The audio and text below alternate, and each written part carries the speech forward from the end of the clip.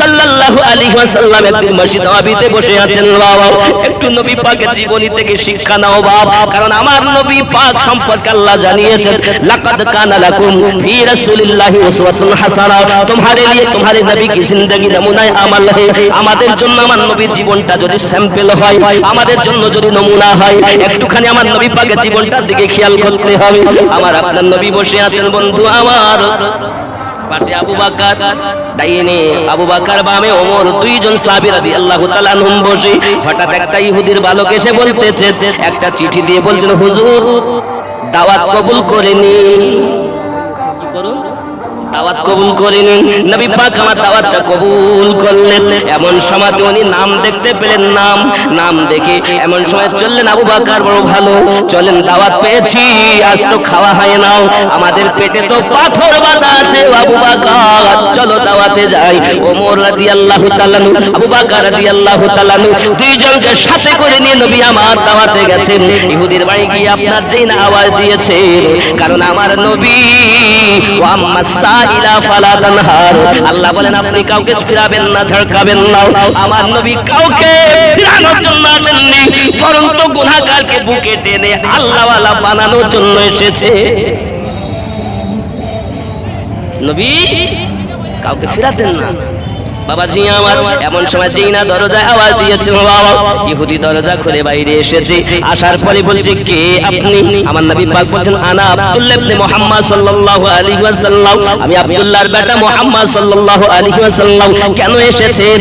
বলে দাওয়াত দিয়েছে তাই এসেছি। এই যে লেখা আছে দেখছি আপনার বাড়ির কথা, কে বলেছে আমি দাওয়াত দিয়েছি? আপনি তো নবী, আমি হলাম ইহুদি, ইহুদির বাড়ি আসতে কি আপনার লজ্জা বোধ করে না? আপনি ইহুদির দরজাতে আসতেছেন কেন? জান আমি আপনাকে দাওয়াত করিনি, বেরিয়ে যান আমার দরজা থেকে। আমার নবী আঘাত করার জন্য আসেননি, পাপীকে বুকে লাগানোর জন্য এসেছে। এ বাবাজি আমার যখন না ফিরিয়ে দেয় ইহুদি, আমার নবী বলেন, চলো চলো আবু বকর চলো ফিরে যাই। আবু বকর রাদিয়াল্লাহু তাআলা আনহু, ওমর রাদিয়াল্লাহু তাআলা আনহু দুইজন সাহাবীকে নিয়ে নবী আমার টুকটুক করে মসজিদ নববীতে আবার এসে বসেছেন। দ্বিতীয় দিন ওই বালক আবার এসেছে, এসে আবার দাওয়াত পত্র দিয়েছে। ওগো নবীজি আজ আবার দাওয়াত পত্র নিন। আমার আপনার নবী পাক সাল্লাল্লাহু আলাইহি ওয়াসাল্লাম দাওয়াত পত্র খানা নিয়ে ফারুক আযম ওমর রাদিয়াল্লাহু তাআলা আনহু এবং হযরত আবু বকর রাদিয়াল্লাহু তাআলা আনহু বলেন, হুজুর ওই বাড়িতে আর যাওয়া যায় না, কাল অপমান করেছে, আজ অপমান করে বলে আবার দাওয়াত পত্র পাঠিয়ে দিয়েছে। ও আবু বকর, আমাকে আল্লাহ পাক জগতের নবী করে পাঠিয়েছেন গো আবু বকর, যদি তার দাওয়াতে না যায় আমার রাহমাতাল লিল আলামিন নামে কলঙ্ক লেগে যাবে।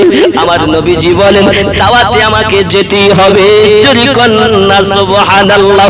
আবু বকর বলেন, দরুদি দরুদি দরুদি নবী আমার দাওয়াতে যান, আপত্তি নেই, কিন্তু আপনার অপমান করলে আমরা সহ্য করতে পারি না, আপনাকে অপমানিত করলে আমরা বরদাস্ত করতে পারি না, আমি ওমর সহ্য করতে পারি না, আমি আবু বকর সহ্য করতে পারি না গো হুজুর, এই জন্য আমাদের যেতে ভালো লাগে না। যদি আজ অপমান করে তাকে আমরা দাঁত ভাঙা জবাব দিতে পারবো। আমার আপনার নবী বলেন, আবু বকর না না না, প্রতিশোধ নয় বরং তো দয়া দিয়ে আল্লাহ পাক আল্লাহ তাআলা ইসলাম প্রচার করতে হবে। আমি আপনি হলে কি করতাম? এই বাবা দাওয়াত দিয়েছে, ও ফিরিয়ে তোর বাড়ি আজ যাবো, মরিতে কি যাবো, ওই খবরটা যাই না, আন্দোলন। আহা হে নবীর প্রেমের পাগল যারা প্রেম খেলা খেলে, হে নবীর প্রেমে করুনি দন্ত দেয় ফেলে, নবীর প্রেমের পাগল যারা প্রেম খেলা খেলে। পাগল ছিলেন আবু বকর, প্রেম দরিয়ায় দিলেন সাঁতার, হাসর মিজান পড়িয়ে দিবে সেই প্রেমের বলে।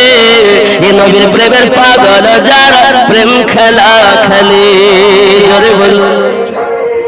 হানজালা পাগল ছিল নবীর প্রেমে জীবন দিল, হানজালা পাগল ছিল নবীর প্রেমে জীবন দিল, গোসল বানাইল তার ফেরেশতার দলে এই নবীর প্রেমের পাগল যারা প্রেম খেলা খেলে ঠিক না শরীয়তের হুকুম গোসল ফরজ আর মহাব্বতের হুকুম জিহাদ ফরজ যেখানে মহাব্বত থাকে সেখানে দলিল চলে না আর যেখানে মহাব্বত থাকে না সেখানে দলিল গাট্টা গাট্টা দলিল এই ঠিক না বল শরীয়তের দলিল হানজালা স্ত্রীর নিকটে ছিল গোসল ফরজ আর মহাব্বতের দলিল যে অবস্থায় থাকি আমার নবী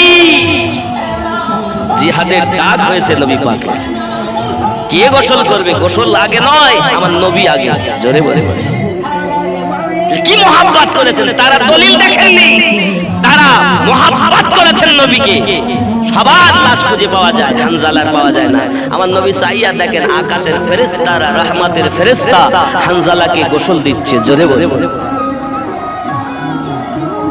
হানজালা পাগল ছিল নবীর প্রেমে জীবন দিল গোসল বানাইল তার ফেরেশতার দলে গোসল করাইল তার ফেরেশতার দলে নবীর প্রেমের পাগল যারা প্রেম খেলা খেলে জোরে কোন সুবহানাল্লাহ হে বাবাজি আমার প্রেমের খেলা খেলছে দেখুন এমন করে আপনার কি না দ্বিতীয় দিন আবার আমার নবী পাক চলে গেলেন দুইজন সাহাবী সঙ্গে করে আপনার গিয়েছেন যখন আওয়াজ দিয়েছেন ইহুদি বাইরে এসেছি বাইরে আসার পরে আজ অপমানজনক কথা বলতেছি কালকে ফিরিয়ে দিলাম আজ আবার এসেছেন কেন আপনি কেমন নবী আপনাকে একটু বিবেকে বাঁধে না বাবা ইহুদির যাহা বলার অপমানজনক কথা সব কিছু বলতেছে যে কথাগুলো আমাদের মধ্যে বার করাও ঠিক হবে না কারণ আমরা আমার নবী পাকের পেশাবকে মোবারক বলি পেশাব মোবারক ঠিক নেই আমাদের নবীর পেশাব মোবারক এজন্য ইহুদি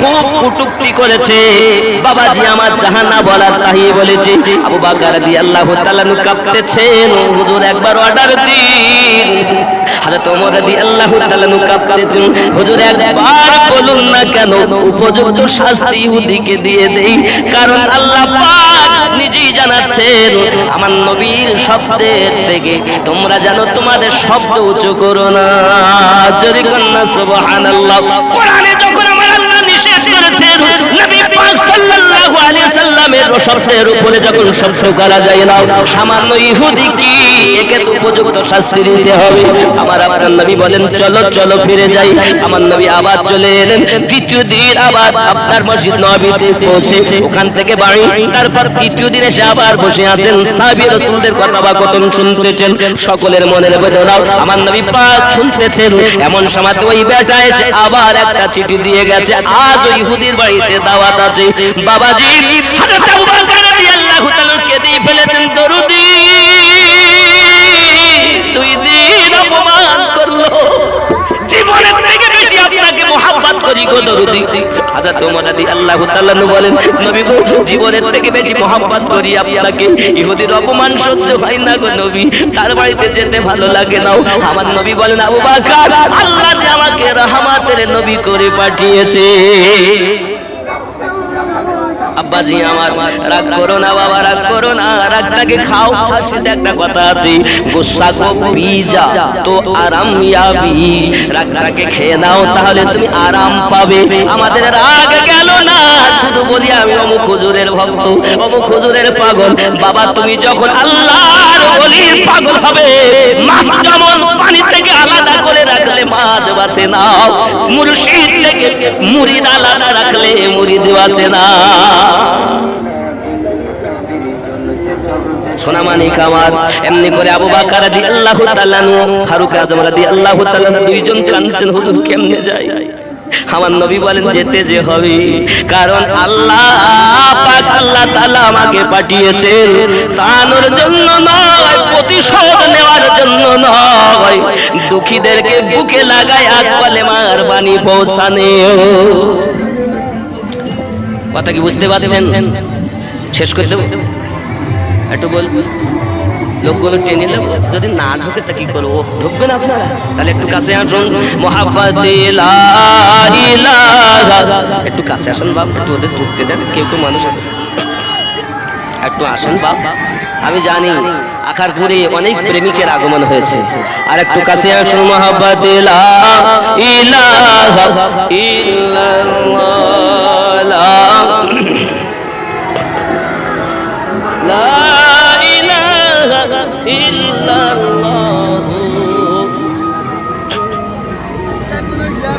এদেশে কাগজটা কোথায়? পেয়েছি, এটা অনেকটা বদল দিয়েছে তো, সেটা না বললে ওরা রাগ করবে। একদিন তোমায় মরতে হবে, তুমি ভুলে যেও না, হবে মাটির বিছানা গো তোমার আসল। কি হবে আসল? আরে মরবো কেন, মরবো, কিন্তু আল্লাহ বলেন ওয়ালা তামুতুন্না, খবরদার মৃত্যুবরণ করো না, ইল্লা ওয়া আনতুম মুসলিমুন। আল্লাহ বলছেন মরো না, আর আমরা বলছি মরবো। আল্লাহ পাক বলছেন, খুব মহাব্বতে বলুন সুবহানাল্লাহ, আরো জোরে বলুন। একটু ভিতরে আসুন বাবারা ও যুবকেরা, আল্লাহ পাক দুটো পা দিয়েছে, এ পা যদি একবার ভেঙে যায় তো অরিজিনাল পা আর খুঁজে পাওয়া যাবে? দুনিয়ায় কেউ পারবে? অরিজিনাল আর হবে না, কোনো না কোনো খুদ থেকেই যাবে। আল্লাহ দেওয়া দুটি পা, একটু বসুন, আরাম দেন তাকে, আর মেহফিলের মধ্যে ঢুকে নেন, সব বেশি বেশি পাবেন। জোরে কোন সুবহানাল্লাহ। একদিন তোমায় মরতে হবে, তুমি ভুলে যেও না, গাড়ি টাকা কড়ি কিছুই রবে না,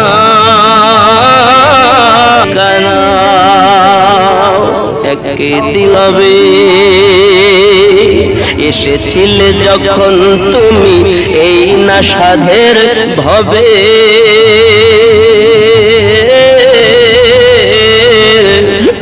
কেঁদেছিলে শুধু তুমি, হেসেছিল সবে, যাওয়ার কালে হাসবে তুমি, যাওয়ার কালে হাসবে তুমি, কাঁদবে জামানা। আল্লাহুম্মা সাল্লি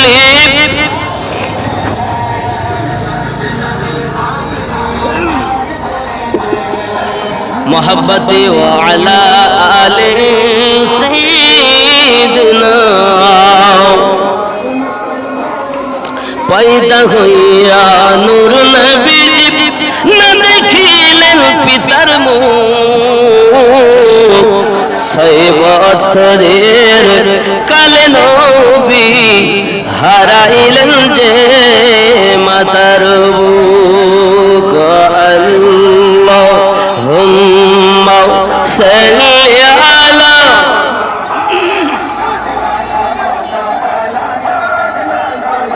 ওয়া আলা আলি সাইয়্যিদিনা। আব্বাজি আমার সোনামানি গৌসে আজম নামাজ পড়ছেন, চোর আর রাস্তা পায় না, মনে আসেনি?